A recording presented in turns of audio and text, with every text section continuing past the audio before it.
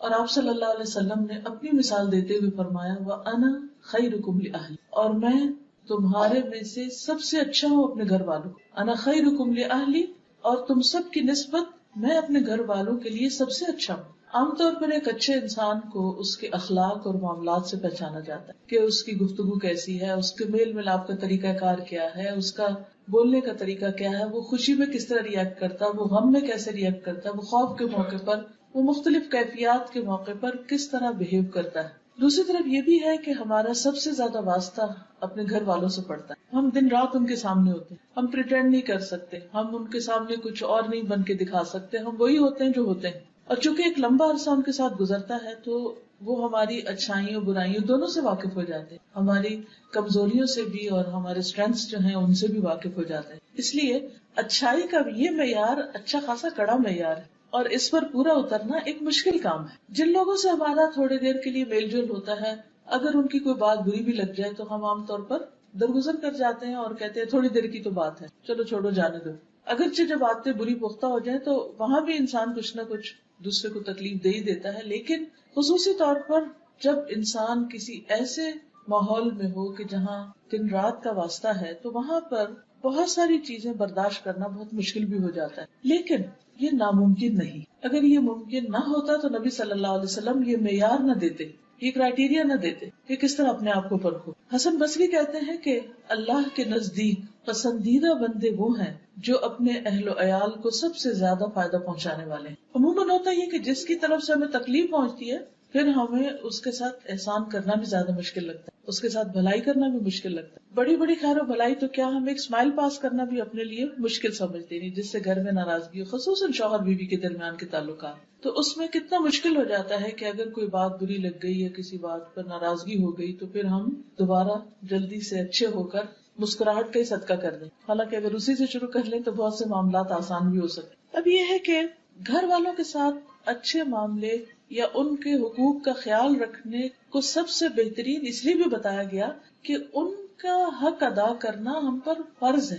یعنی مرد پر فرض ہے کہ وہ اپنی بیوی کے نان نفقے کا خیال رکھے یا اس کو ایک پروٹیکشن فراہم کرے یا ایسا ماحول دے کہ جس میں وہ باعزت پرسکون زندگی بسر کر سکے. یہ شوہر کی ذمہ داریوں میں سے. اس لیے جب وہ اپنی یہ ذمہ داری پوری کرتا ہے تو اس کے لیے اجر بھی بڑا ہے. ابن عباس کہتے ہیں کہ نبی صلی اللہ علیہ وسلم نے فرمایا تم میں سب سے بہتر وہ ہے جو اپنی بیویوں کے لیے اچھا ہے. ایک نہیں ایک سے زائد روایات ہیں کہ جس سے پتہ چلتا ہے کہ اچھائی کا معیار گھر والوں کے ساتھ اچھا ہونا ہے. اچھا ہونے کے لیے کیا کیا کرنا پڑتا ہے؟ اس میں سب سے پہلی چیز یہ ہے کہ شوہر اپنی بیوی سے محبت کرتا.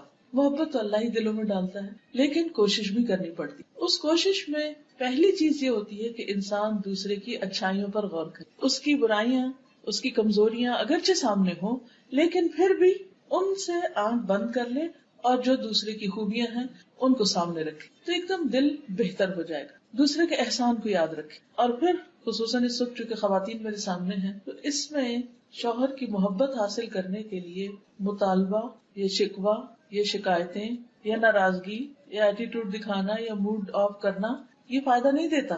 وہاں دل جیتنا پڑتا ہے. جہاں مرد پر لازم ہے کہ وہ اپنی بیوی سے محبت کرے، بیوی کے لیے بھی لازم ہے کہ وہ شوہر کو سب سے زیادہ امپورٹنس دے، سب سے زیادہ اہمیت دے، حتیٰ کہ شوہر کے معاملے میں والدین کی بات بھی نہ مانے.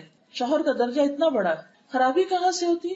صرف ایک طرف سے نہیں ہوتی، دونوں طرف سے ہوتی. بعض اوقات ہم اپنے کسی دکھ درد کو لے کے بیٹھے ہوتے کہ ہمارا فلاں مطالبہ پورا نہیں ہوا یا ہم نے کہا تھا چیز لانے کے لیے کرنے کے لیے وغیرہ وغیرہ تو وہ نہیں ہماری بات مانی گئی، یا یہ ہے کہ ہماری بے عزتی کر دی گئی ہمارے پیرنٹس کے سامنے یا بہن بھائیوں کے سامنے، یا کوئی بھی شکایت ہو سکتی. شکایت کے 100 پہلو، یہ سب تو اپنی جگہ ہے. لیکن حقیقت یہ ہے اس کے باوجود ان چیزوں کو درگزر کر کے انسان اگر تھوڑی دیر کے لیے ان کو کنٹرول کر لے، جیسے شفا کے لیے کڑوی دوا بعض اوقات بہت ناگزیر ہو جاتی، اسی طرح باہمی تعلقات کو اچھا کرنے کے لیے ایسی باتوں کو پی جانا بہت فائدہ دیتا ہے. اس سے انسان کی قدر اور زیادہ بڑھ جاتی. اس لیے تالی دونوں ہاتھوں سے بجتی ہے، دونوں کو ہی ایک دوسرے کی قدر کی ضرورت ہے. لیکن شوہر اگر اس معاملے میں پہل کر لے، کیونکہ وہ قوام ہے، اس نے گھر کا نظام درست کرنا ہے، تو معاملات جلد درست ہو سکتے، زیادہ بہتر ہو سکتے. اور پھر اس معاملے میں ہم دیکھتے ہیں کہ نبی صلی اللہ علیہ وسلم کا اسوہ حسنہ کیا ہے.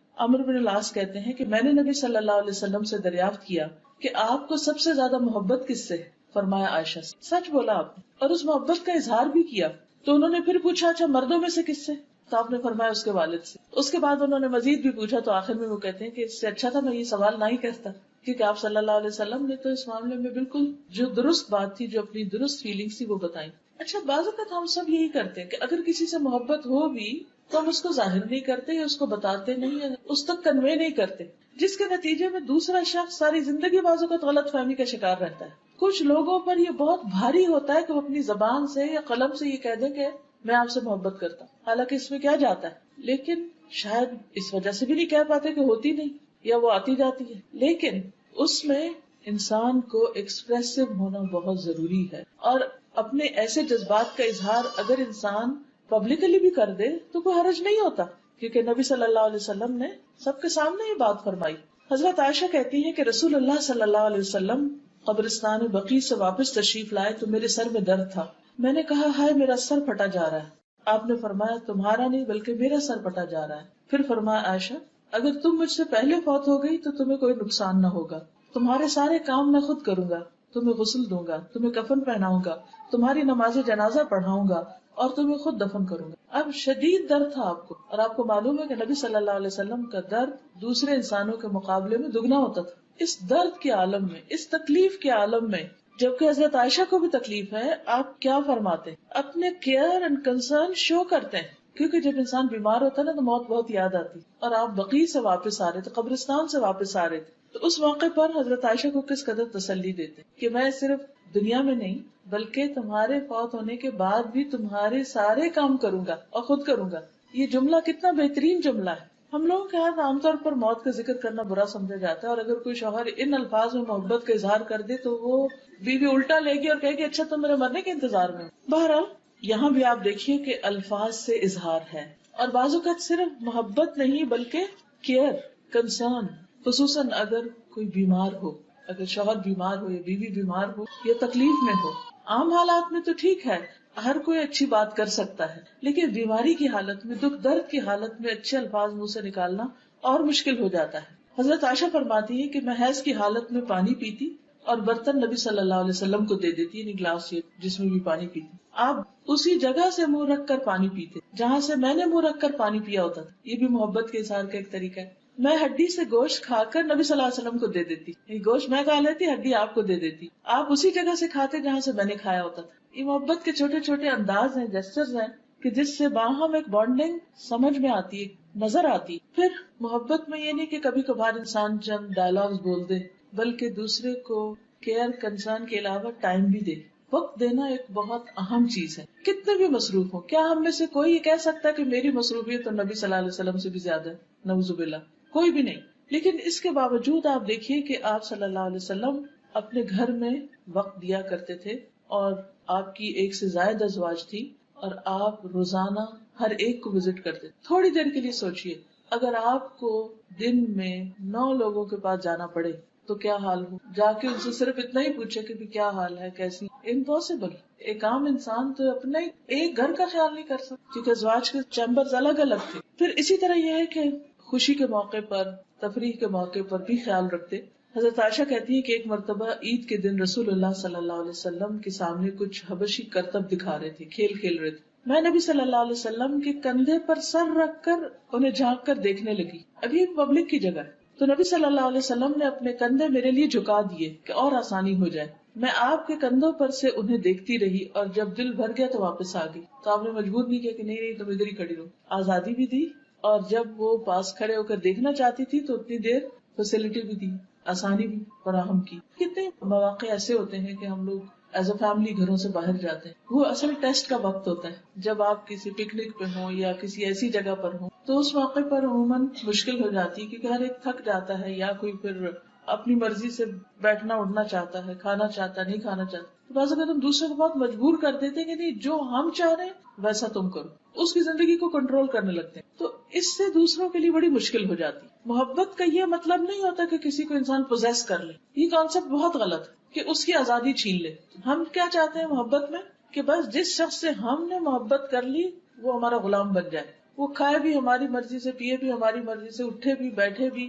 ہمیں اگر ٹی وی دیکھنا ہے تو وہ لازمی ٹی وی دیکھے، اور اگر وہ ٹی وی دیکھنے میں ساتھ نہیں دے رہا تو پھر اس کو ہم سے محبت ہی نہیں. عام طور پر مردوں کو یہی شکایت ہوتی ہے نا بیوی، ان کو اخبار کا شوق ہوتا ہے، ٹی وی کا شوق ہوتا ہے، خبروں کا ہوتا ہے، دنیا بھر کی سیاست کا ہوتا ہے. عورتوں کے ان موضوعات سے عام طور پہ دلچسپی نہیں ہوتی، تو پھر وہ بعض اوقات یہ ہوتا ہے کہ وہ کہتے ہیں کہ جی کوئی کمپیٹیبلٹی نہیں، بیوی کو کچھ سمجھ نہیں. تو اس میں مردوں کو عورتوں کی ذات یا ان کی مزاج یا ان کے خیالات یا ان کی دلچسپیوں کا لحاظ رکھنا چاہیے، جس طرح یہاں ہم دیکھتے ہیں کہ نبی صلی اللہ علیہ وسلم کا. پھر اسی طرح حضرت عائشہ کہتی ہے کہ میں گڑیوں کے ساتھ کھیلتی تھی، میری سہیلیاں بھی آ جاتی اور میرے ساتھ کھیل کود میں شریک ہو جاتی، اور جو ہی وہ رسول اللہ صلی اللہ علیہ وسلم کو آتے دیکھتی تو چھپ جاتی.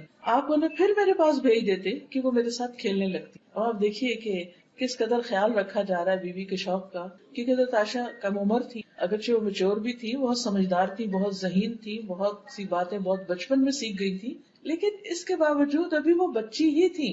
آپ نے دیکھا ہوگا نا کئی بچے بہت چھوٹی عمر میں قرآن حفظ کر لیتے ہیں اور بہت سمجھدار اور میچور ہو جاتے ہیں، لیکن وہ اپنا کام بھی کرتے ہیں اور پھر تھوڑی دیر کے بعد کھیل کود میں بھی لگ جاتے ہیں. تو ہم ان سے کیا ایکسپیکٹ کرتے ہیں کہ بس اب یہ ہر چیز بڑوں کی طرح بہیو کرے؟ نہیں، ضروری نہیں ہوتا، کیونکہ ہر ایج کے کچھ تقاضے ہوتے ہیں، کچھ پسند اور ناپسند ہوتی، کچھ انسانی ضروریات ہوتی. نبی صلی اللہ علیہ وسلم سے بڑھ کر کون حکمت والا تھا اور کون نفس شناس تھا اور کون انسانوں کی ضروریات کا خیال رکھنے والا تھا، اور وہ اپنے گھر میں کیسے نہ رکھتے.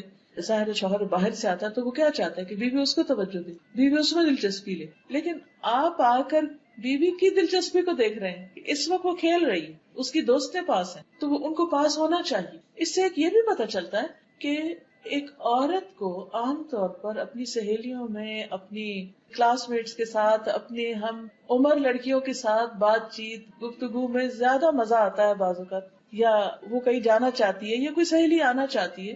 تو بہت دفعہ شادی کے بعد گھروں میں لڑائی جھگڑے اس لیے بھی ہو جاتے ہیں کہ شوہر ان کو کہیں جانے نہیں دیتے، کسی سے بات نہیں کرنے دیتے. اتفاق سے آج ہی ایک خاتون میرے پاس آئی ہوئی تھی تو کہنے لگی کہ میرے میاں شادی کے بعد 2 سال تک وہ نہ مجھے کہیں جانے دیتے، نہ فون پہ کسی سے بات کرنے دیتے. تو مجھے لگتا کہ میں تو پاگل ہو جاؤں گی، یعنی کہ کسی فیمیل فرینڈ کو بھی نہیں آنے دیتے. بعض اوقات ایسا بھی ہوتا ہے کہ خصوصاً اگر بچیاں باہر کے ملک میں شادی ہو کر جائیں، وہ بھی باہر سے ہی آئیں گی، وہاں نہ رشتے دار ہوتے ہیں نہ کوئی اور جان پہچان کے لوگ، ساتھ آس پاس بھی نان مسلم بعض اوقات نیبرہڈ میں ہوتے ہیں، ان کے کلچر میں بہت فرق ہوتا ہے، ان سے ملنا جلنا مشکل ہوتا ہے. انسان کی فطرت میں ہے کہ وہ دوسروں کے ساتھ گھلے ملے، مل جل کے رہے، دوسروں کے ساتھ میل ملاقات اس کا رہے، کیونکہ مردوں کے لیے تو باہر بہت سا ایکسپوجر ہوتا ہے، اور کچھ نہیں تو 5 وقت اگر وہ مسجد نماز پڑھنے جاتے ہیں تو وہیں اپنی بہت سی باتیں شیئر کر لیتے ہیں. تو اسی طرح خواتین کو بھی ضرورت ہوتی ہے کہ وہ اپنی ہم جنس خواتین کے ساتھ گفتگو کریں، کیونکہ عموماً عورتیں زیادہ بولتی. بعض تحقیقات سے یہ بات پتہ چلتی کہ ایک عورت کو دن میں کم از کم 70,000 لفظ بولنے ہوتے جب جا کے اس کی سیٹسفیکشن ہوتی. اب جب تک وہ بول نہیں چکتی تو وہ چپ نہیں بیٹھ سکتی، اس سے بولنا ہے کسی.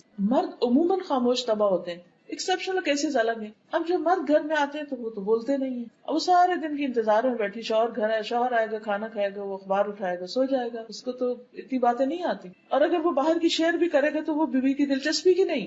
تو یہ عورت کی ایک بہت فطری ضرورت ہے کہ وہ اپنی جیسی، اپنی پسند کی، اپنے مزاج سہیلیوں کے ساتھ بات چیت کرے، کیونکہ وہ کپڑے کی بھی کرے گی، زیور کی بھی کرے گی، ریسیپی شیئر کرے گی، وہ بچوں کے مختلف مسئلے مسائل بھی ڈسکس کرے گی، اور اس سے اس کی مینٹل گروتھ ہوتی ہے، میچورٹی ہوتی ہے.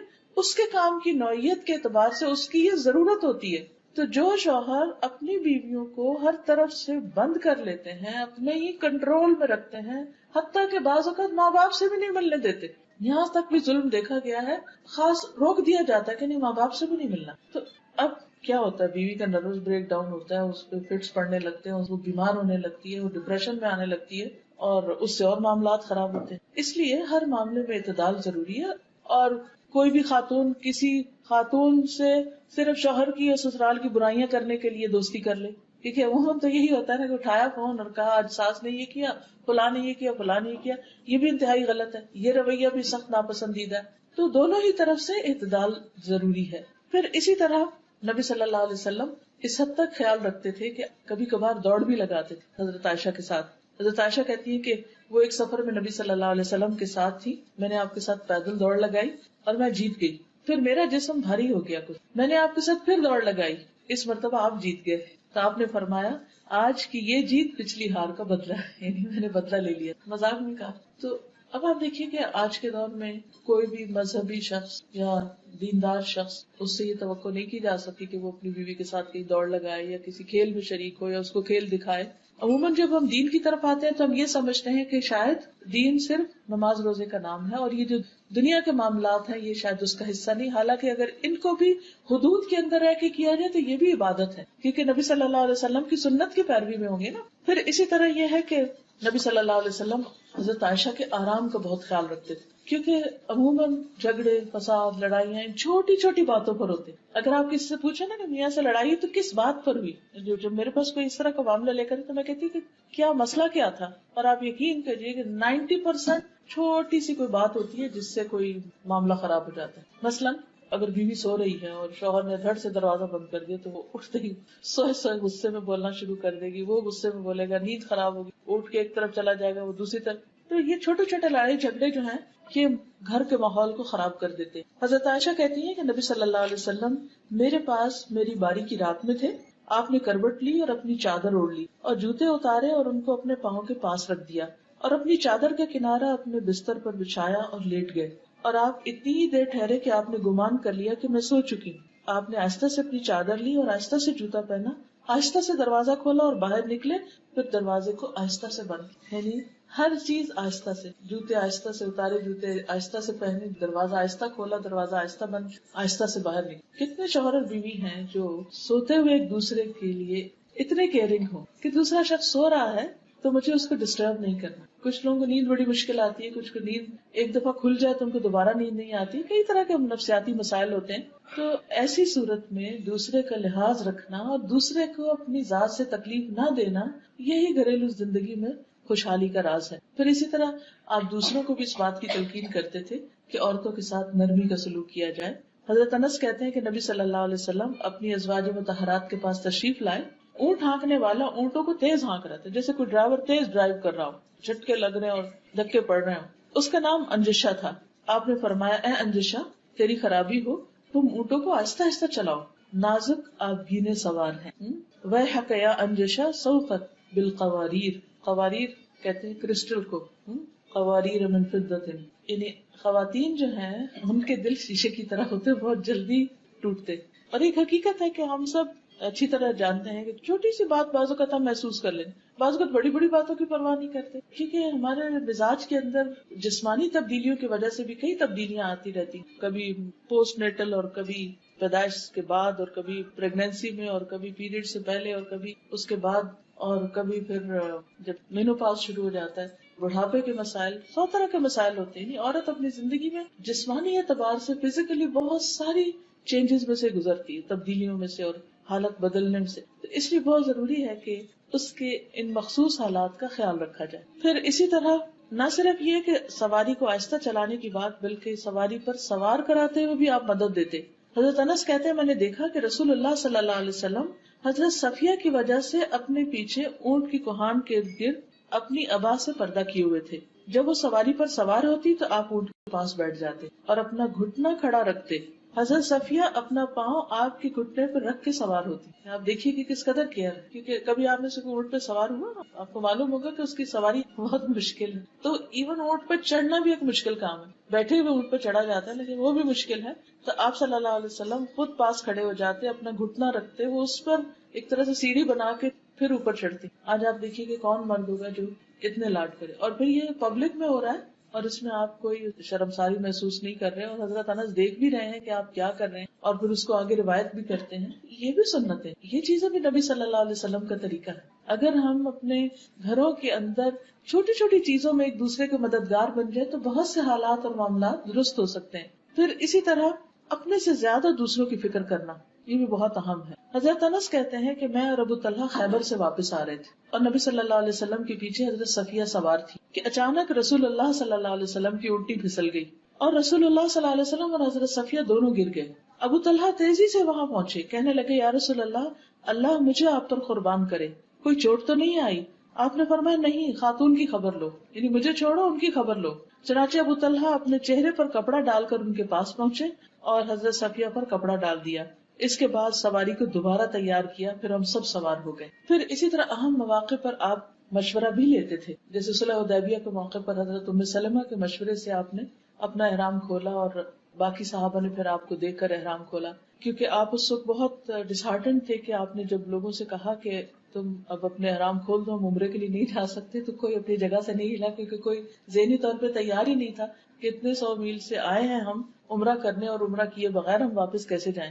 لیکن حضرت ام سلمہ کے پاس جب آپ نے جا کر لوگوں کے یہ طرز عمل بیان کیا تو انہوں نے مشورہ دیا کہ آپ شروع کر لیجئے، آپ کو دیکھ کے باقی بھی کر لیں گے، اور واقعی ایسا ہوا اور ایک بہت سنگین معاملہ جو تھا وہ آسان ہو گیا، حل ہو گیا. پھر اسی طرح یہ ہے کہ نبی صلی اللہ علیہ وسلم جب آخری عمر میں بیمار ہوتے ہیں تو اس بیماری میں بھی اپنی ازواج کا خیال رکھتے ہیں. ہشام اپنے والد عروہ سے روایت کرتے ہیں کہ رسول اللہ صلی اللہ علیہ وسلم اپنے مرض الموت میں بھی ازواج مطہرات کی باری کی پابندی کرتے تھے. البتہ یہ دریافت فرماتے کہ کل مجھے کہاں ٹھہرنا ہے، کل کو میں کہاں ہوں گا، کیونکہ آپ حضرت عائشہ کی باری کی خواہش مند تھے. حضرت عائشہ فرماتی ہیں کہ جب میرے یہاں قیام کا دن آیا تو آپ کو سکون ہو گیا، کیونکہ شاید اللہ کی طرف سے یہ حکم تھا کہ آپ وہیں پر ہی فوت ہوں گے اور وہیں پر دفنائے جائیں گے، اور پھر اللہ تعالیٰ نے ان کو یہ سعادت بخشنی تھی. بہرحال پھر اسی طرح یہ ہے کہ جب آپ بیمار تھے تو اس سے پہلے رات کو سوتے وقت کا جو عمل ہے کہ اپنے ہاتھوں پر تینوں کل پڑھ کر سارے جسم پر خود انسان دم کرے، ہم میں سے ہر ایک کو کرنا چاہیے، کیونکہ سوتے ہوئے انسان اپنے آپ سے بھی غافل، کوئی چیز آ کے کاٹ نہ جائے یا کوئی چیز آ کے نقصان نہ دے، تو وہ ایک طرح سے پوری حفاظت ہو جاتی. تو جب نبی صلی اللہ علیہ وسلم بیمار ہوئے تو آپ حضرت عائشہ کو کہتے کہ وہ پڑھیں یا وہ آپ کے اوپر ہاتھ پھیرے. حضرت عائشہ کہتی ہیں کہ نبی صلی اللہ علیہ وسلم اپنے گھر کے بعض بیماروں پر یہ دعا پڑھ کر دم کرتے اور اپنا دانا ہاتھ پھیرتے، اے اللہ لوگوں کو پالنے والے، تکلیف کو دور کر دے، اسے شفا دے، تو ہی شفا دینے والا ہے، تیری شفا کے سوا کوئی شفا نہیں، ایسی شفا کہ کسی قسم کی بیماری نہ رہ جائے. اب اس سے یہ پتہ چلتا ہے کہ آپ اپنے گھر والوں کے اوپر بیماری کے وقت میں ہاتھ پھیر کر دم کیا کرتے. اس کا کیا فائدہ ہے؟ کیونکہ جو بیمار ہوتا ہے وہ ایک طرح سے اپنے آپ کو تنہا محسوس کرتا ہے، تکلیف میں محسوس کرتا ہے، تو ہاتھ کا جو ٹچ ہے اور ہاتھ پھیرنا جو ہے اس کے اوپر، یہ اس کے لیے باعث تسکین ہوتا ہے. حضرت عائشہ ہی کہتی ہے کہ رسول اللہ صلی اللہ علیہ وسلم کے گھر والوں میں سے جب کوئی بیمار ہوتا تو آپ معوذات پڑھ کر اس پر پھونک مارتے. پھر اسی طرح آپ گھر والوں کے لیے دعا بھی کرتے. حضرت عائشہ کہتی ہے کہ میں نے رسول اللہ صلی اللہ علیہ وسلم کو خوش طبیعت دیکھ کر کہا، اے اللہ کے رسول صلی اللہ علیہ وسلم میرے لیے اللہ تعالیٰ سے دعا کرتی، یعنی آپ میرے حق میں کوئی دعا کریں. آپ نے فرمایا، اے اللہ عائشہ کے پہلے اور پچھلے اور اعلانیہ اور مخفی سب گناہ بخش دے. اور خوشی سے عائشہ رضی اللہ تعالیٰ عنہا نے پھر ہنسنا شروع کر دیا، یہاں تک کہ ان کا سر حضور صلی اللہ علیہ وسلم کی گود میں جا پڑا. یعنی اس دعا سے وہ اتنی خوش ہوئی. اچھا، بعض اوقات گھر والے ہم سے کوئی چھوٹی سی چیز کا مطالبہ کرتے ہیں اور ہم اتنے بزی ہوتے ہیں کہ ہم بات بھی نہیں سنتے، اور خصوصاً جیسے بچے ہوتے ہیں نا کہ وہ کہتے ہیں کہ 1 منٹ کی بات، 1 منٹ، کہتے ہیں جاؤ جاؤ ابھی نہیں، وقت پھر آنا. وہ چھوٹا سا کام کہتے کرتے تو ہم کہتے ہیں ابھی کام یاد آیا آپ کو، ابھی تو مجھے یہ کرنا ہے، ہم تنگ آتے ہیں. تو ٹھیک ہے، جب اسٹریس ہو تو کسی کو نہیں کو مطالبہ کسی کام کا کرنا چاہیے، لیکن ایک دوسرے کے لیے سامنے دعا کرنا، بول کے دعا کرنا ایک دوسرے کے ساتھ ایک تعلق کو شو کرتا ہے. پھر اسی طرح حضرت عائشہ کہتی ہیں کہ رسول اللہ صلی اللہ علیہ وسلم نے حضرت فاطمہ کا ذکر کیا تو میں نے ان کے بارے میں کوئی بات کہی. اس پر آپ نے فرمایا، کیا تم اس پر راضی نہیں کہ تم دنیا اور آخرت میں میری بیوی رہو؟ حضرت عائشہ نے عرض کیا، کیوں نہیں؟ آپ نے فرمایا، تم دنیا اور آخرت میں میری بیوی. پھر اپنے بعد ان کے لیے فکر مند ہوتے تھے. حضرت عائشہ کہتی ہے کہ رسول اللہ صلی اللہ علیہ وسلم اپنی بیویوں سے فرماتے کہ اپنے بعد مجھے تمہارے معاملات کی فکر پریشان کرتی کہ جب میں دنیا میں نہیں ہوں گا، چونکہ وہ دوبارہ شادی بھی نہیں کر سکتی تھی اور اکثر کے والدین بھی نہیں تھے، اور حضرت ام سلمہ کی اولاد تھی لیکن باقی سب کی تو اولاد نہیں تھی، تو انہیں فکر ہوتی تھی کہ ان کو کون لک آفٹر کرے گا. فرمایا، اور تم پر صبر کرنے والے ہی صبر کریں گے، یعنی تمہارے ساتھ اچھا سلوک کریں گے. لیکن ہم دیکھتے ہیں کہ ایک کے بعد ایک ازواج مطہرات نیکی کے کام کرتے، خیر اور بھلائی کے ساتھ وقت گزار کے دنیا سے رخصت ہوئی. پھر یہ کہ آپ اپنی ازواج کا نان نفقے کا خیال رکھتے تھے. حضرت عمر کہتے ہیں کہ بنو نذیر کے باغات وغیرہ ان اموال میں سے تھے جن کو اللہ تعالیٰ نے اپنے رسول کو بغیر لڑے دے دیا تھا. یہ اموال خاص طور سے رسول اللہ صلی اللہ علیہ وسلم کے تھے، جن میں سے آپ اپنی ازواج مطہرات کو سالانہ نفقہ کے طور پر بھی دیتے اور باقی ہتھیار اور گھوڑوں پہ خرچ کرتے تاکہ اللہ کے راستے میں جہاد کے لیے ہر وقت تیاری رہے. یعنی جو آپ کا مال تھا اس میں سے آپ نے سب کا باقاعدہ ایک طرح سے نفقہ مقرر کر رکھا تھا. تو اس سے ہی پتہ چلتا ہے کہ شوہر چاہے بیوی کو روزانہ کچھ دے، چاہے ہفتہ وار دے، چاہے مہینے میں دے، چاہے سال میں دے، کچھ بھی دے، لیکن اس کی ذمہ داری ہے کہ وہ بیوی کی ضروریات کا خیال رکھے، اور اس میں کھانے کپڑے کے علاوہ بھی اس کی اپنی پسند سے کوئی چیز لینے کے لیے بھی اس کو اجازت دے. داؤد بن قیس کہتے ہیں کہ میں نے ازواج نبی کے حجروں کو دیکھا، یہ کھجور کی چھڑیوں کے تھے، گھاس وغیرہ سے ڈھکے ہوئے تھے، اور میرا خیال ہے کہ حجرے کی چوڑائی دروازے سے دیوار تک 6-7 ہاتھ ہوگی، لمبائی اندر سے 10 ہاتھ اور بلندی 7 اور 8 کے مابین یا اسی کے قریب، بس اتنے گھر تھے۔ پھر اسی طرح گھر والوں کے لیے اچھا ہونے کا مطلب صرف یہ نہیں کہ ان کو عیاشی کرائی جائے یا ان کے ساتھ صرف اچھا اخلاق برتا جائے، بلکہ ان کے ساتھ اچھا ہونے کا مطلب یہ کہ ان کی آخرت کی بھی فکر ہو۔ بعض اوقات ہم ان کی دنیا کا اتنا خیال رکھنے لگتے ہیں کہ پھر ان کی آخرت بھول جاتے ہیں۔ تو حقیقی خیر خواہ اور مخلص اپنے بچوں کا، اپنی بیوی کا وہی ہو سکتا ہے جو ان کی آخرت کی فکر کرے۔ ہم سب کو بھی اپنا اپنا جائزہ لینا چاہیے کہ ہم اپنے بچوں کی یا گھر والوں کی، دنیا کے لیے تو بہت غمگین ہوتے ہیں، اس کی تو بہت فکر کرتے ہیں، لیکن عام طور پر آخرت کے بارے میں غافل ہو جاتے ہیں کہ وہ کس طرف جا رہے ہیں۔ اور کیوں؟ ہم کہتے ہیں یہ مائنڈ کریں گے، یہ برا نہ مان جائیں۔ اگر شادی شدہ اولاد ہو تو ہم کہتے ہیں کہ ہم سے میل ملاپ ہی نہ ختم کر دیں، آنا ہی نہ چھوڑ دیں، تو اس لیے ہم ان کو نصیحت نہ کریں، بس ٹھیک ہے جس حال میں ہمیں اپنی شکل دکھاتے رہیں۔ نہیں، وہ ناراض ہو یا خوش ہو، کچھ بھی ہو، ان کی آخرت کی فکر کرنا ضروری ہے، لازم ہے، چھوٹے بھی ہوں تب بھی، بڑے بھی ہوں تب بھی، عمر کے ہر حصے میں ضروری۔ اور اس کے لیے آپ دیکھیں کہ نبی صلی اللہ علیہ وسلم نے جہاں نان نفقہ مقرر کیا وہاں گھر والوں کو قناعت کی عادت بھی ڈالی اور اس کے ساتھ جائز فرمائشوں کو پورا بھی کیا۔ حضرت جابر کہتے ہیں کہ رسول اللہ صلی اللہ علیہ وسلم نرم دل آدمی تھے۔ حضرت عائشہ جب بھی آپ سے کسی چیز کی فرمائش کرتی تو آپ اس کو پورا کر دیتے تھے۔ اب دوسری طرف یہ یاد رکھیے کہ حضرت عائشہ کی فرمائشیں کوئی ناجائز نہیں ہوتی تھی۔ کسی بھی عورت کو اپنے شوہر کی وسعت سے بڑھ کے اس سے فرمائش نہیں کرنی، جتنا وہ کماتا ہے جتنی اس کی وسعت ہے، کیونکہ جیسے نان نفقے کے علاوہ مہر کے بارے میں بھی قرآن مجید میں کیا بتایا گیا، علی الموسع قدرہ وعلی المقتر قدرہ، وسعت والا اپنے اندازے کے مطابق خرچ کرے اور تنگ دست اپنے اندازے کے مطابق۔ پھر اسی طرح آپ دیکھیے کہ نبی صلی اللہ علیہ وسلم صرف ازواج نہیں بلکہ ان کی جو سہیلیاں تھیں ان کا بھی خیال رکھتے، خاص طور پر حضرت خدیجہ رضی اللہ تعالیٰ عنہ۔ حضرت عائشہ کہتی ہے کہ جب آپ بکری ذبح کرتے تو آپ فرماتے کہ اس کا گوشت خدیجہ کی سہیلیوں کو بھی بھیج دو، یعنی وہ تو دنیا میں نہیں، ان کی بہن ایک تو تھی حالہ، لیکن سہیلیوں کا بھی اپنا ایک مقام ہے۔ والدین کے ساتھ صلہ رحمی میں سے ایک بات یہ ہے کہ والدین کے دوستوں کے ساتھ بھی اچھا سلوک کیا جائے۔ عام طور پر ہم جب بڑے ہو جاتے ہیں، اپنے مسائل اور بچے اور گھر بار شروع ہو جاتا ہے، تو ہم ایسے رشتوں کو اور ایسے تعلقات کو بھول جاتے ہیں۔ ٹھیک ہے، اگر قریب ہوں تو انسان زیادہ بھی دیکھ سکتا ہے، لیکن اگر دور دراز بھی ہوں، مثلاً آپ کسی خاص شہر میں گئے ہیں اور وہاں آپ کے والدین کے کوئی رشتے دار ہیں، دوست ہیں، تو آپ کو ان سے ملاقات کی کوشش کرنی چاہیے، بھلے سال میں ایک دفعہ، 5 سال میں ایک دفعہ یا کبھی کبھار ہی، لیکن کوشش کرنی چاہیے، کیونکہ صلہ رحمی جو ہے وہ انسان کی عمر بڑھاتی، انسان کے رزق میں برکت کا باعث ہے۔ حضرت انس کہتے ہیں کہ نبی صلی اللہ علیہ وسلم کے پاس کوئی چیز لائی جاتی تو آپ فرماتے فلاں عورت کو دے آؤ، جو حضرت خدیجہ کی سہیلی تھی، فلاں عورت کو دے آؤ، وہ خدیجہ سے محبت کرتی تھی۔ سوچئے کہاں تک کیئر اور کنسرن ہے۔ حضرت عائشہ کی سہیلیوں کو تو کھیلنے کے لیے کہتے تھے کہ آپ آؤ اور کھیلو، حضرت خدیجہ جو فوت ہو چکی تھی ان کی سہیلیوں کو ہدیے وغیرہ بھجوایا کرتے تھے۔ پھر اسی طرح یہ ہے کہ حد الوسع گھر کا ماحول خوشگوار رکھنے کی کوشش کرتے تھے، پھر گھر کے کام کاج میں تعاون کرتے تھے۔ گھر والوں کے لیے انسان یا کسی کے لیے بھی بہتر اسی وقت ہو سکتا ہے جب وہ اس کے کاموں میں مددگار ہو۔ اگر کوئی شخص آپ کے کاموں میں آ کے الٹا رکاوٹ ڈال دے اور کہ مجھے آپ سے بہت محبت ہے لیکن بس آپ میرے پاس بیٹھے رہے، کام کوئی نہ کرے، یہ کس قسم کی محبت؟ یہ تو دشمنی جو محبت کے نام پہ کی جا رہی ہے، دوسرے کو بیکار کر کے رکھ دیا جائے۔ کیونکہ بعض لوگ جب آ جائیں تو نہ وہ خود کچھ کرتے نہ کرنے دیتے۔ اس کے برعکس بہت سے لوگ ایسے ہوتے ہیں کہ جو دوسروں کا بہت خیال رکھتے ہیں اور ان کے کاموں میں لگ جاتے ہیں۔ نبی صلی اللہ علیہ وسلم حالانکہ مردوں کے اوپر فرض تو نہیں ہے کہ گھر کے کام کرے، لیکن وہ گھر آ کر آرام سے بیٹھ نہیں جاتے اور صرف آرڈر نہیں کرتے رہتے تھے، اچھا اب چائے لے آؤ، پانی لے آؤ، فلاں لے آؤ۔ بیوی کو خادمہ کی طرح نہیں ٹریٹ کرتے تھے۔ اسود کہتے ہیں کہ میں نے حضرت عائشہ سے پوچھا نبی صلی اللہ علیہ وسلم اپنے گھر میں کیا کیا کرتے تھے؟ انہوں نے کہا آپ اپنے گھر کے کام کاج یعنی گھر والوں کی خدمت کیا کرتے تھے، اور جب نماز کا وقت ہوتا تو فوراً کام چھوڑ کر نماز کے لیے چلے جاتے۔ آپ دیکھیے کہ کچھ چیزیں ایسی ہوتی ہیں کہ جو کسی محبت بڑھانے یا اچھے تعلقات کے لیے، اچھے بول، کھانا پینا مہیا کرنا، دوست احباب کے ساتھ میل جول، سوشلائزنگ، یہ سب چیزیں بھی، لیکن اس کے ساتھ ساتھ جو بہت اہم بات ہے کہ ضرورت کے وقت مدد بھی۔ ہمارے یہاں تو اگر کوئی مرد گھر میں تھوڑا سا بھی کام کرے تو وہ زن مرید کہلانے لگتا ہے، یا پھر وہ کرتا ہی نہیں ہے کہ دوسرے کہیں گے کہ دیکھو ہم اپنے گھر میں تو نہیں کرتا تھا، بیوی آئی ہے تو سب کام کرنے۔ کیونکہ کئی دفعہ لڑکے ماں باپ تو فار گرانٹیڈ لیتے ہیں. اور ماں باپ کی محبت بھی ایسی ہوتی ہے، کہتے ہیں اچھا تم بیٹھو میں خود ہی کر لوں. لیکن جب انسان کی شادی ہوتی ہے تو پھر ذمہ داریاں بیٹی کی بھی بڑھ جاتی ہیں، بیٹے کی بھی بڑھ جاتی ہیں. تو ایسی صورت میں اگر وہ اپنی کسی ذمہ داری کو پورا کرنے کے لیے بچے کو اٹھا لیا یا بیوی کا کوئی کام کر دیا یا اس کو باہر کہیں لے گیا یا اس کا کوئی خیال رکھا،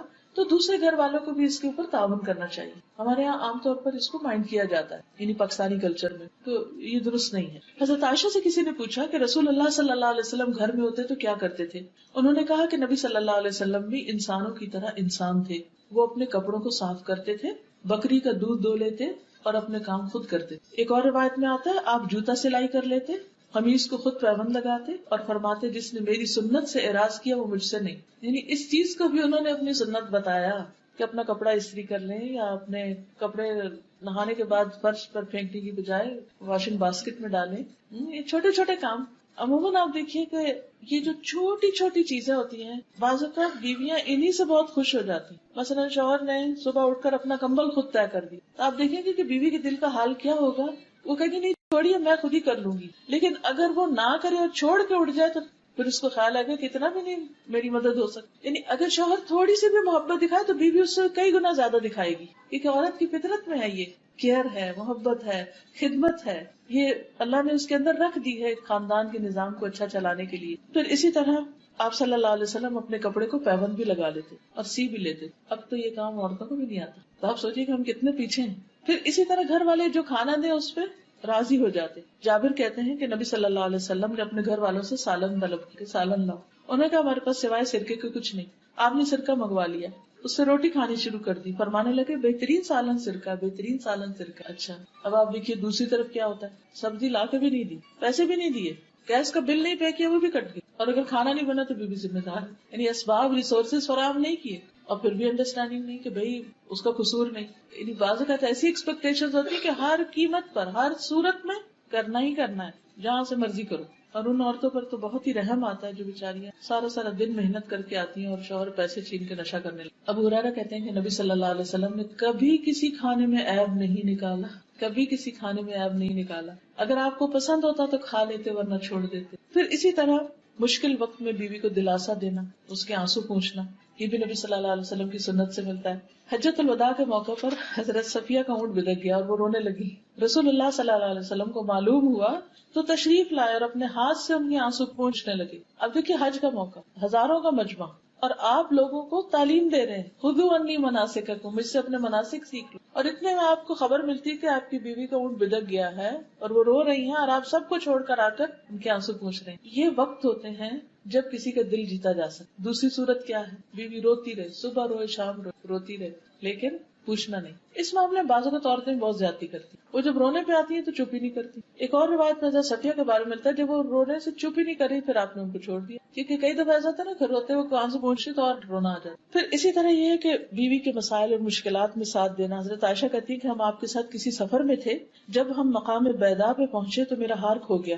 رسول اللہ صلی اللہ علیہ وسلم اس کی تلاش میں وہیں ٹھہر گئے اور لوگ بھی آپ کے ساتھ ٹھہرے، پورا قافلہ ساتھ ہے، سب کو ٹھہرا دیا ہار تلاش کرنے اور ایک دفعہ نہیں ڈانٹا. جب وہ قافلہ ٹھہر گیا تو حضرت ابوبکر آ گئے، انہوں نے آ کے حضرت عائشہ کو ٹوکے لگائے کہ تمہاری وجہ سے سارا قافلہ رکا ہوا، سب کا حرج ہو رہا ہے. لیکن پھر اس پر تیمم کی آیات اور وہ سب کچھ نازل ہوا اور وہ اتنا مسلمانوں کے لیے خیر کا باعث بنا. پھر یہ ہے کہ بعض اوقات بیوی تھک جاتی ہے، کوئی اور وجہ ہو جاتی ہے، موڈ آف ہو جاتا ہے، تو اس کو ایشو نہیں بنا لینا چاہیے، کبھی ناراض ہونے کا بھی موقع دینا چاہیے. کیونکہ عورت کے جو کیفیات ہوتی ہیں وہ مردوں سے بہت مختلف ہوتی ہیں. تو بعض اوقات چونکہ وہ مختلف ہوتی ہیں، وہ اس ایکسپیرینس سے گزرے نہیں ہوتے، وہ سمجھتے ہی نہیں کہ ایسا کیوں ہو رہا ہے. حضرت عائشہ کہتی ہے کہ رسول اللہ صلی اللہ علیہ وسلم نے فرمایا جب تم مجھ سے راضی ہوتی ہو تب بھی مجھے پتہ چل جاتا ہے اور جب ناراض ہوتی ہو تب بھی پتہ چل جاتا ہے. حضرت عائشہ نے کہا وہ کیسے؟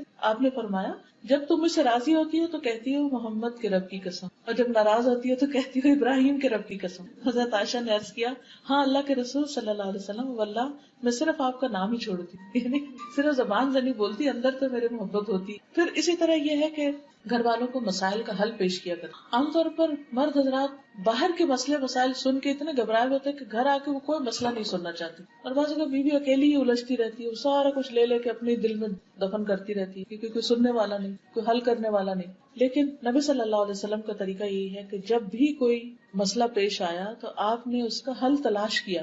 اور مل کے حل سوچا. تو خوشگوار ازدواجی زندگی کے لیے یہ بہت ضروری ہے کہ گھر کے اہم مسائل میں میاں بیوی باہم مشورہ کریں اور اکیلے فیصلے نہ کریں. یہ جو اکیلے فیصلے کر لینے ہوتے ہیں نا، بیوی کو بتائے بغیر یا شوہر کو بتائے بغیر خود ہی کوئی ڈیسیژن لے لیا، اس سے بھی بہت ناراضگیاں پیدا ہوتی ہیں، اس سے بھی بہت خرابیاں پیدا ہوتی ہیں، کیونکہ دوسرا شخص سمجھتا ہے کہ میری کوئی اہمیت ہی نہیں. پھر بیوی کے والدین کو شکایت نہ لگانا، کیونکہ بہت دفعہ ایسا ہوتا ہے نا کہ چھوٹی سی کوئی بات ہوئی تو فوراً بتایا کہ بھی آپ کی بیٹی ایسی اور ایسی. لیکن یہ ایک نوبل کیریکٹر ہوتا ہے کہ گھر کے معاملے گھر میں ہی طے کر لیے. حضرت عمر کہتے ہیں کہ ایک دن میں کچھ سوچ رہا تھا کہ میری بیوی نے مجھ سے کہا بہتر ہے اگر تم اس معاملے کا فلاں حل کرو، یعنی اس معاملے کا فلاں طرح حل کر لو. میں نے کہا تمہارا اس میں کیا کام، یعنی تم مجھے کیوں مشورہ دے رہی، معاملہ مجھ سے متعلق ہے، تم کون ہو دخل دینے والی. میری بیوی نے اس پہ کہا خطاب کے بیٹے تمہارے اس طرز عمل پہ حیرت ہے، تم اپنی باتوں کا جواب برداشت نہیں کر سکتے. تمہاری بیٹی حفصہ تو رسول اللہ صلی اللہ علیہ وسلم کو بھی جواب دیتی، ایک دن تو اس نے آپ کو غصہ بھی دلایا تھا. یہ سن کر حضرت عمر کھڑے ہو گئے، چادر اوڑھ کے حفصہ کے گھر پہنچے. فرمایا بیٹی کیا تم رسول اللہ صلی اللہ علیہ وسلم کی باتوں کا جواب بھی دیتی ہو، یعنی وہ شوہر ہیں اور اللہ کے رسول ہیں، یہاں تک کہ ایک دن تم نے نبی صلی اللہ علیہ وسلم کو دن بھر ناراض رکھا. حفصہ رضی اللہ عنہا نے عرض کیا ہاں اللہ کی قسم ایسا ہوا. سچ بولنے والے لوگ تھے نا، ہاں ایسا ہوا، ہم آپ کو کبھی جواب بھی دیتے ہیں. تو عمر رضی اللہ عنہ نے کہا جان لو میں تمہیں اللہ کی سزا اور اس کے رسول کی ناراضگی سے ڈراتا ہوں، آئندہ ایسا مت کرنا. لیکن نبی صلی اللہ علیہ وسلم نے خود کبھی بھی جا کے نہیں حضرت عمر کو بتایا کہ دیکھو تمہاری بیٹی کیسی ہے. پھر بیوی کی تربیت اور اصلاح کا کام جو ہے وہ چونکہ مرد کی ذمہ داری ہے. قرآن مجید میں اللہ تعالیٰ فرماتے ہیں یا ایھا الذین آمنوا قوا انفسکم واہلیکم نارا، اے لوگوں جو ایمان لائے ہو اپنے آپ کو اور اپنے گھر والوں کو آگ سے بچاؤ. تو اس میں براہ راست خطاب مردوں سے ہی ہے. سیکنڈ نمبر پر پھر بیوی کی ذمہ داری آتی کیونکہ کلکم راعٍ وکلکم مسئول عن رعیتہ. بیوی بھی بچوں کے بارے میں نگران ہے، شوہر بھی بیوی اور بچوں کا نگران ہے، تو ان سے اس کی جواب دہی ہوگی. لیکن خاص طور پر شوہر کا فرض بنتا ہے کہ بیوی کی تربیت کرے، اس کو ادب سکھائے اور پھر نرمی اور اچھے اخلاق کی تعلیم دے. حضرت عائشہ کہتی ہیں کہ کچھ یہودی نبی صلی اللہ علیہ وسلم کے پاس آئے اور کہا السلام علیکم، جس کا معنی تھا کہ آپ پر موت آئے. تو انہیں بہت غصہ آیا، انہوں نے جواب میں کہا وعلیکم السلام واللعنہ، یعنی مزید لفظ اضافہ کیا اور کہا تم پر موت بھی اور لعنت بھی ہو. اس پر رسول اللہ صلی اللہ علیہ وسلم نے فرمایا ٹھہرو اے عائشہ، اللہ تعالیٰ تمام معاملات میں نرمی کو پسند کرتا ہے. میں نے عرض کیا یا رسول اللہ کیا آپ نے سنا نہیں انہوں نے کیا کہا؟ آپ نے فرمایا میں نے اس کا جواب دے دیا تھا کہ وعلیکم. تو اگر وعلیکم سے معاملہ حل ہو سکتا ہے یا بدلہ اتر سکتا ہے تو دو لفظ اضافہ کرنے کی ضرورت نہیں ہے. یہ تربیت تھی جو فوری طور پر آپ نے وہاں کہ اگر بچوں میں سے گھر والوں میں سے کوئی زبان میں بے احتیاطی کر رہا ہے یا غلط لفظ بول رہا ہے تو اس کو وہاں روکنا بھی چاہیے. پھر اسی طرح صدقہ کرنے کی ترغیب، آخرت کی فکر کے لیے رات کو جگایا. ام سلمہ کہتی ہیں کہ نبی صلی اللہ علیہ وسلم ایک رات جاگے، فرمایا سبحان اللہ آج رات کیا کیا بلائیں اتری، کیونکہ آپ کو تو پتہ چل جاتا تھا اللہ کی دیے ہوئے علم سے، اور کیسے کیسے خزانے بھی نازل ہوئے، خیر اور شر دونوں ہی. ان حجرے والیوں کو کوئی جگانے والا ہے، یعنی ان ازواج مطہرات کو کوئی اٹھا دے. افسوس کہ دنیا میں بہت سے کپڑے پہننے والی عورتیں آخرت میں ننگی ہوں گی. یعنی تہجد صرف مردوں کے لیے نہیں، نیکی اور عبادت مردوں کے لیے نہیں عورتوں کے لیے بھی. اور آخرت کا لباس کیا ہے؟ آخرت کا لباس دنیا کا اچھا عمل. پھر اسی طرح اچھا مرد جو ہوتا ہے وہ گھر کے اوور آل حالات پر بھی نظر رکھتا ہے کہ گھر میں کیا لٹک رہا ہے، کیا ڈیکوریشن ہو، کیا پہنا جا رہا ہے، کیا پک رہا ہے، کیا طور طریقے ہیں، کوئی چیز خلاف شریعت تو نہیں ہو رہی. مثلا حضرت عائشہ سے روایت ہے کہ انہوں نے ایک گدا خریدا جس پر تصویریں بنی ہوئی. آپ نے اسے دیکھا تو دروازے پہ کھڑے ہو گئے، اندر تشریف نہیں لائے. میں نے عرض کی یا رسول اللہ صلی اللہ علیہ وسلم میں نے جو غلطی کی ہے اس سے میں اللہ سے معافی مانگتی. فرمایا یہ گدا کس کے لیے ہے؟ میں نے عرض کیا آپ کے بیٹھنے اور اس پر ٹیک لگانے کے لیے. آپ نے فرمایا ان تصویر بنانے والوں کو قیامت کے دن عذاب دیا جائے گا اور ان سے کہا جائے گا جو تم نے پیدا کیا ہے اسے زندہ بھی کر کے دکھاؤ. اور فرشتے اس گھر میں داخل نہیں ہوتے جس میں تصویر، یعنی کہ میں اس گدے پہ نہیں بیٹھ سکتا اور نہ ہی گھر میں ہوگا. بہت سے مرد گھروں میں بہت کچھ حرام چیزیں دیکھتے ہیں، غلط چیزیں دیکھتے ہیں، بچے غلط کر رہے ہیں لیکن ان کو روکتے نہیں. امر بالمعروف اور نہی عن المنکر بھی گھر سے شروع ہوتا ہے. اسی طرح حضرت انس کہتے ہیں کہ ایک دفعہ رسول اللہ صلی اللہ علیہ وسلم نے ایک آدمی حضرت حفصہ کے حوالے کیا اور فرمایا اس کی نگرانی کرنا. ان کی ڈیوٹی لگا کر گئے تو وہ اس سے غافل ہو گئی، وہ آدمی بھاگ گیا. کوئی قیدی ہوگا یا کوئی ایسا ہوگا کہ جس کو پکڑوایا. نبی صلی اللہ علیہ وسلم واپس تشریف لائے، پوچھا حفصہ اس آدمی کا کیا ہوا؟ انہوں نے کہا یا رسول اللہ صلی اللہ علیہ وسلم میں غافل ہوگی اور وہ بھاگ گیا. نبی صلی اللہ علیہ وسلم نے فرمایا تمہارے ہاتھ ٹوٹ جائیں، یعنی کہ غصے میں آیا آپ. نبی صلی اللہ علیہ وسلم کے جانے کے بعد انہوں نے اپنے ہاتھ اونچے کر لیے. تھوڑی دیر بعد نبی صلی اللہ علیہ وسلم آئے تو پوچھا حفصہ تمہیں کیا ہوا، یہ ہاتھوں کو ایسے کیوں کیا ہوا؟ انہوں نے کہا یا رسول اللہ صلی اللہ علیہ وسلم آپ نے کچھ دیر پہلے مجھ سے ایسے اور ایسے کہا تھا کہ تمہارے ہاتھ ٹوٹ جائیں. آپ نے فرمایا اپنے ہاتھ کھول لو. میں نے اللہ سے یہ کہہ رکھا ہے کہ میں اپنی امت میں سے جس کسی کو بھی کوئی بد دعا دوں وہ اس کے حق میں مغفرت کا سبب بنا دے، یعنی اس پر لگے نہیں ہوئے، کیا رحمت تھی۔ پھر اسی طرح غلط کام پر صرف ناراض نہیں ہوئے بلکہ کفارہ بھی بتایا۔ حضرت عائشہ کہتی ہے کہ صفیہ رضی اللہ تعالیٰ عنہا نے حضور صلی اللہ علیہ وسلم کی خدمت پہ کھانا بھیجا جبکہ وہ حضرت عائشہ کی باری تھی۔ حضرت عائشہ کے گھر میں تھے آپ، حضرت صفیہ نے کھانا بھیجا، انہوں نے جب لونڈی کو دیکھا تو غصے سے کانپنے لگی کہ یہ کیوں کھانا آیا ہوا۔ تو کہتی یہاں تک کہ میں نے غصے میں برتن توڑ دیا، رسول اللہ صلی اللہ علیہ وسلم نے میری طرف دیکھا تو مجھے آپ کے چہرے پر غصے کے آثار نظر آئے کہ یہ کیا کیا ہے۔ میں نے کہا میں اللہ کے رسول صلی اللہ علیہ وسلم سے اللہ کی پناہ میں آتی، یعنی اللہ کے رسول کی غصے سے اللہ کی پناہ میں آتی کہ وہ آج مجھ پر لعنت کرے یا مجھے کوئی برا بھلا کہے۔ پھر میں نے عرض کیا اللہ کے رسول صلی اللہ علیہ وسلم اس کا کفارہ کیا؟ فرمایا برتن جیسا برتن، کھانے جیسا کھانا۔ اب کھانا بناؤ اور برتن لو اور اس میں ڈال کے واپس کرو۔ پھر اسی طرح کسی کو تسلی دیتے، کسی کو سرزنش کرتے۔ حضرت انس کہتے ہیں کہ حضرت حفصہ نے حضرت صفیہ کو یہودی کی بیٹی کہا، حضرت صفیہ سن کے رونے لگی۔ نبی صلی اللہ علیہ وسلم تشریف لائے تو حضرت صفیہ رو رہی تھی، پوچھا صفیہ کیوں رو رہی؟ انہوں نے عرض کیا حفصہ نے مجھے کہا کہ میں یہودی کی بیٹی۔ نبی صلی اللہ علیہ وسلم نے فرمایا تم تو نبی کی بیٹی ہو، تمہارے چچا بھی نبی ہیں اور تم نبی کی بیوی بھی ہو، آخر وہ کس بات پر تم سے فخر کرتی؟ پھر آپ نے فرمایا حفصہ اللہ سے ڈرو۔ آپ نے نبی کی بیٹی کس طرح کا؟ حضرت موسیٰ کی اولاد میں سے تھے، اور ہارون چچا، اور نبی کی بیوی یعنی خود حضور صلی اللہ علیہ وسلم، یعنی تمہاری شان اور تمہارا درجہ تو بڑا ہے۔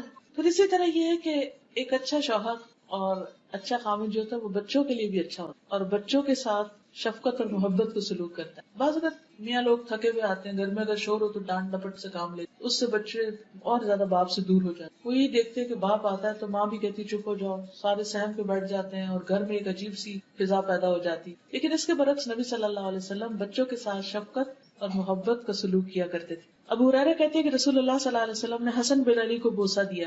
آپ کے پاس اقرا بیٹھے ہوئے تھے، کہنے لگے کہ میرے 10 بیٹے، میں نے کسی کو بوسہ نہیں دیا۔ تو آپ نے ان کی طرف دیکھا اور فرمایا جو رحم نہیں کرتا اللہ اس پر رحم بھی نہیں، یعنی آپ بچوں کو اٹھاتے، پیار کرتے، ساتھ لگاتے، چومتے۔ ام سلمہ کی بیٹی تھی زینب، تو آپ ان کو زینب زینب کہا کرتے، تصغیر کے ساتھ پیار سے بلاتے۔ پھر بچوں کی عزت بھی کیا کرتے تو ان کو رسپیکٹ دیتے۔ ام المؤمنین حضرت عائشہ کہتی ہے کہ میں نے عادات، چال چلن اور بات چیت میں سب سے زیادہ مشابہ حضرت فاطمہ کو پایا۔ نبی صلی اللہ علیہ وسلم بہت زیادہ آپ سے ریزمبل کرتے، چلنے میں، بیٹھنے میں، لین دین میں، ہاتھ کے اشاروں میں۔ جب وہ آپ کے پاس آتی آپ ان کے لیے کھڑے ہو جاتے، بیٹی کے لیے کھڑے ہو جاتے، ان کا ہاتھ پکڑتے، انہیں بوسہ دیتے، انہیں اپنی جگہ بٹھاتے۔ جب آپ ان کے ہاں جاتے تو وہ اٹھ کر آپ کی طرف بڑھتی تھی، آپ کا ہاتھ پکڑتی، بوسہ دیتی اور آپ کو اپنی جگہ بٹھاتی۔ یہ تھا باپ بیٹی میں محبت کا تعلق۔ آج آپ دیکھیے کہ ہمارے گھروں میں کیا واقعی بیٹیوں کے ساتھ ایسا سلوک کیا جاتا ہے؟ یا امت کے مرد بھی اپنی بیٹیوں کے ساتھ یہ سلوک کرتے؟ اگر نہیں تو فکر کی بات، کیونکہ یہ بھی آپ کی محبت کی شرط ہے کہ آپ کے طور طریقے بھی اختیار کیے جائیں۔ پھر نمازیوں کو کندھے پہ چڑھا لیتے، حضرت امامہ کے بارے میں آتا ہے، حضرت زینب کی بیٹی تھی۔ آپ نماز میں ہوتے تو ان کو بٹھا لیتے اپنے کندھے پر، رکوع پہ جاتے تو اتار دیتے، جب کھڑے ہوتے پھر چڑھا لیتے، حالانکہ آپ امامت کر رہے ہوتے تھے۔ بچے نماز کی حالت میں آپ کی پشت پہ سوار ہو جاتے اور آپ اپنا سجدہ لمبا کر دیتے تھے جب تک وہ اٹھتے نہیں تھے۔ بڑے بچوں کو بھی پیار سے اپنی چادر کے نیچے گھسا لیتے تھے، جیسے ایک دفعہ آپ نے حضرت حسن حسین کو چھپایا اور حضرت علی آیا تو آپ نے ان کے اوپر بھی اپنا کپڑا کر دیا۔ لیکن اس کے ساتھ ساتھ ان کو ادب بھی سکھاتے، یعنی صرف پیار ہی نہیں، لاڈ ہی نہیں، بلکہ تمیز بھی سکھائی۔ حضرت عمر بن ابی سلمہ کہتے ہیں کہ میں بچہ تھا اور میں آپ کی پرورش میں تھا، میں جب کھانا کھاتا تو سارے برتن ہاتھ گھماتا تو آپ فرماتے کہ بسم اللہ پڑھ کے کھاؤ، اپنے آگے سے کھاؤ اور دائیں ہاتھ سے کھاؤ۔ یعنی بچے اگر کھانے کی میز پر بدتمیزی کر رہے ہیں یا صحیح سے نہیں کھا رہے تو صرف ماں ہی کا فرض نہیں کہ بیچاری کانشیس ہو کے اور تکلیف اٹھائے اور بار بار وہ اس کی اصلاح کرے، بلکہ باپ کو بھی اس وقت اپنا رول پلے کرنا چاہیے۔ پھر اسی طرح یہ کہ حلال حرام کی تمیز۔ حضرت حسن نے ایک مرتبہ کھجور اپنے منہ میں لے لی تھی تو آپ نے اس کو کہا کہ یہ صدقہ کی کھجور ہے اور اس کو کہہ کے نکلوا دیا۔ پھر اسی طرح بچوں سے محبت کو بھی اعلان کہتے ہیں۔ آپ فرماتے فاطمہ میرے جسم کا ٹکڑا ہے، اس لیے جس نے اسے ناحق ناراض کیا اس نے مجھے ناراض کیا۔ پھر داماد کے ساتھ آپ کا معاملہ بہت اچھا تھا، حضرت علی رضی اللہ تعالیٰ عنہ کے ساتھ۔ پھر حضرت ابو العاص کے ساتھ آپ ان کی تعریف کرتے تھے۔ آپ نے بنی عبد شمس یعنی بنی امیہ میں سے اپنے داماد ابو العاص کا ذکر کیا اور اس کی تعریف کی اور خوب کی۔ پھر آپ نے فرمایا اس نے مجھ سے بات کی تو سچی کی، وعدہ کیا تو پورا کیا۔ پھر اسی طرح حضرت علی رضی اللہ تعالیٰ عنہ ایک دفعہ حضرت فاطمہ سے ناراض ہو کر تو مسجد میں جا کے سو گئے، تو آپ صلی اللہ علیہ وسلم فوراً اٹھے اور خود جا کر ان کو تلاش کیا، دیکھا تو وہ زمین پر لیٹے ہوئے ہیں اور ان کے جسم پر مٹی بھی لگ چکی ہے. تو رسول اللہ صلی اللہ علیہ وسلم ان کے جسم سے دھول کو جھاڑ رہے تھے اور فرما رہے تھے اٹھو ابو تراب، اٹھو ابو تراب. یہ نہیں کیا کہ بیٹی کی بیعت کے باتیں سننے لگے کہ اچھا پھر وہ ناراض ہوئے تو کیوں تم بھی ناراض ہو جاؤ، یا نہیں تمہاری پرواہ کرتے تو آؤ میں تم سے اتنی محبت کرتا ہوں گھر واپس آ جاؤ. یہ محبت نہیں ہوتی. عام طور پر ہم انتہائی درجوں پہ پہنچ جاتے ہیں کہ بس ٹھیک ہے اگر یہ بات ہے پھر اس کے بعد معاملہ ختم. دیکھیے ہم سب انسان ہیں، غلطیاں ہوتی ہیں، کمی بیشی ہوتی ہے، لیکن یہ رشتے بہت پیارے رشتے ہوتے ہیں. ان کا ایک لحاظ احترام رکھنا چاہیے اور ہر بات میں انتہا درجے پہ نہیں پہنچنا چاہیے. پھر ایک اچھا شوہر جو ہوتا ہے، ایک اچھا مرد جو ہوتا ہے، وہ اپنے خادموں کے ساتھ بھی اچھا ہوتا ہے، سروٹس کا بھی خیال رکھتا ہے. اب آپ دیکھیے کہ حضرت انس جو ہیں وہ 10 سال آپ کے پاس رہے اور وہ کیا کہتے ہیں کہ کبھی آپ نے اف تک نہیں کی، یعنی مجھے ڈانٹا نہیں، کبھی مجھ سے ناراض نہیں ہوئے، کبھی میرے پہ سختی نہیں کی. اور کبھی کبھی وہ بچے تھے تو جو کام نہیں بھی کرتے تھے تو آپ ان کے اوپر سختی نہیں کرتے تھے، پیار سے دوبارہ یاد دلا دیتے. جیسے بچوں کو کام کرنا کہتے اچھا کرتے پھر بھول جاتے ہیں، پھر ہم ڈانٹتے اچھا تم نے سنا نہیں تھا. حضرت انس کہتے ہیں کہ میں 9 سال آپ کی خدمت میں رہا، مجھے نہیں یاد کہ آپ نے کبھی مجھ سے کہا کہ تم نے ایسا ایسا نہیں کیا، اور نہ کبھی کسی چیز کے بارے میں مجھ پر عیب لگایا. پھر کسی کام کے غلط ہونے پہ ملامت نہیں کرتے تھے. حضرت انس کہتے ہیں کہ میں نے نبی صلی اللہ علیہ وسلم کی خدمت کی، اس دوران اگر مجھے کسی کام کا حکم دیا اور مجھ سے لیٹ ہو گیا یا وہ کام نہیں کر سکا تو آپ نے مجھے کبھی ملامت نہیں کی. اگر اہل خانہ میں سے کوئی شخص ملامت کرتا تو آپ فرماتے اسے چھوڑ دو، اگر تقدیر میں یہ کام لکھا ہوتا تو ضرور ہو جاتا، یعنی ٹیک اٹ ایزی.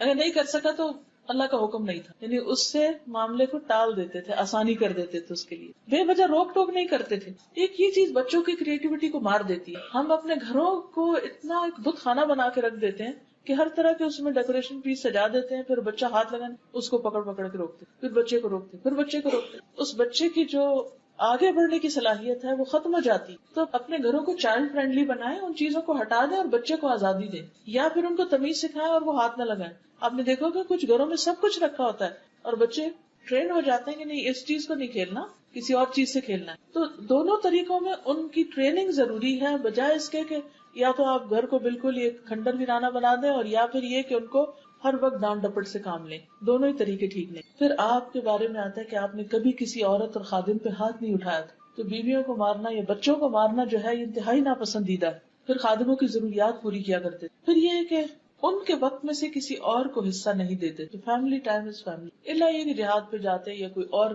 ضروری کام ہوتا. حضرت عائشہ کہتی ہے کہ ایک رات آپ نے فرمایا عائشہ مجھے چھوڑو کہ میں آج رات اپنے رب کی عبادت کروں. میں نے کہا مجھے آپ کے پاس رہنا بھی پسند ہے اور آپ کی خوشی بھی پسند ہے. تو آپ اٹھے، وضو کیا، نماز پڑھنے کھڑے ہو گئے اور آپ نے مسلسل رونا شروع کیا، یہاں تک کہ آپ نے اپنی گود تر کر لی، یعنی اتنا روئے کہ آپ کے کپڑے تر ہو گئے. کہتی ہے کہ آپ نماز میں بیٹھے روتے رہے روتے رہے. حضرت عائشہ کہتی ہے کہ پھر آپ برابر روتے رہے یہاں تک کہ زمین بھی تر کر لی، اتنا روئے. اتنے بلال رضی اللہ عنہ نے آپ کو فجر کی نماز کے لیے بلایا. انہوں نے جب آپ کو روتے ہوئے دیکھا تو عرض کیا اللہ کے رسول آپ رو کیوں رہے؟ آپ کے تو اگلے پچھلے سارے گناہ معاف ہو چکے ہیں. فرمایا کیا میں اللہ کا شکر گزار بندہ نہ بنوں؟ نعمتوں کی شکر گزاری پر بھی رونا چاہیے. آج ہی رات مجھ پر ایک آیت نازل ہوئی، تباہی اس کے لیے جو اسے پڑھے اور اس پر غور و فکر نہ. ان فی خلق السماوات. پھر آپ دیکھیں کہ گھر والوں کے بیچ میں ہوتے ہوئے آپ کی سب سے زیادہ دعا یہ ہوتی تھی کہ یا مقلب القلوب ثبت قلبی علی دین. اور حضرت ام سلمہ کہتی ہے کہ آپ اکثر یہ دعا کرتے تھے، یعنی آپ کی یہ دعا سب سے زیادہ ہوتی. اب ام سلمہ رضی اللہ تعالیٰ عنہا نے یہ دعا سنی. گھر والوں کے بیچ میں کیوں؟ اس لیے کہ انسان جب اپنے پیاروں کے بیچ میں ہوتا ہے نا تو اپنے آپ کو پروٹیکٹڈ محسوس کرتا ہے اور کمفرٹیبل محسوس کرتا ہے. تو اس وقت وہ جیسے کہتے ہیں نا کہ اپنی گلی میں کتا بھی شیر ہے، یعنی انسان اوور کانفیڈنٹ بعض اوقات ہو جاتا ہے. اور اس کانفیڈینس میں پھر بعض اوقات منہ سے غلط باتیں بھی نکل آتی ہیں. باہر ہم پھر بھی سنبھل کے بولتے ہیں، گھر والوں کے بیچ میں ہم بعض اوقات ایسے مذاق شروع کر دیتے جو حد سے بڑے ہوئے ہوتے ہیں. تو اس موقع پر بھی انسان کو بہت محتاط رہنا چاہیے اور اللہ سے ڈرتے ہوئے زندگی بسر کرنی چاہیے. نبی صلی اللہ علیہ وسلم گھر میں یہ دعا سب سے زیادہ مانگتے، یا مقلب القلوب ثبت قلبی علی دینک، کہ میرا دل گھر والوں کی محبت میں اس طرح نہ پگھل جائے کہ کوئی اللہ سبحانہ تعالیٰ کی فرما برداری میں یا عبادت میں یا اللہ کی طرف رجوع میں یا اس کے ذکر میں کسی قسم کی کمی آ جائے. تو اللہ تعالیٰ سے دعا ہے کہ گھروں کو بھی اپنی رحمتوں سے ڈھانپے اور ہمارے درمیان اتفاق اور محبت پیدا کرے اور ہمارے بچوں کے دلوں میں باہم اتفاق اور محبت رکھے. اور یہ جب شادی ہونے والی ہے اللہ تعالیٰ اس جوڑے کو بہت بہترین اور مثالی جوڑا بنائے، اور ان کو نیک اولاد عطا فرمائے، اور اپنے والدین کی آنکھوں کی ٹھنڈک بنائے، اور دین و دنیا کی خوبیاں اور بھلائیاں نصیب فرمائے، اور ہر طرح کی شر اور تکلیف اور بری تقدیر سے محفوظ رکھے، اور اللہ تعالیٰ دنیا کے ساتھ ساتھ آخرت کو بھی بہت بہترین بنا دے۔ وآخر دعوانا الحمدللہ۔